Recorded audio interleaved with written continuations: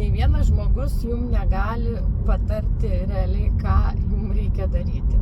Tai va šito irgi labai išmokau, nes reikia suprasti, kad kitas žmogus, jisai pataria tai, kaip jisai elgtųsi toj situacijai, bet jisai nėra jūs nesat jisai. Čia irgi labai paprastas pavyzdys, tarkim, su kava. Aš geriu kavą su pienu ir pusę šaukštelio cukraus, nes aš taip noriu, man taip skaniausia. Bet aš negaliu sakyti kitam, pamatau, kad geria juodą kavą be cukraus. Net negerk, čia nesąmonė, čia reikia daryti kitaip, įsipilk pieno, įsidėk cukraus, bus tada geriau. Man geriau.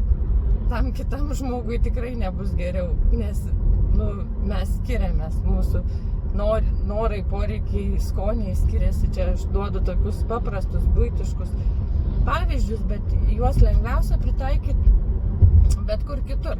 Nes aš irgi girdėjau daugybę patarimų, tu daryk taip, reikia daryti taip. Ką reiškia reikia? Tai gal man taip visai nebus gerai, jeigu aš padarysiu. Ir dažniausiai taip ir būdavo. Todėl dabar visada kliaunuosi tik tai savo intuiciją, tiksliau užduodu savo klausimą, o kaip aš noriu, kad būtų rezultate, ką turiu dėl to padaryti ir tada darau. Nes gal aš nenoriu taip daryti, kaip kitam žmogui atrodo, kad man bus gerai, nes jisai yra ne aš. Tai visada reikia klausyti savo širdies.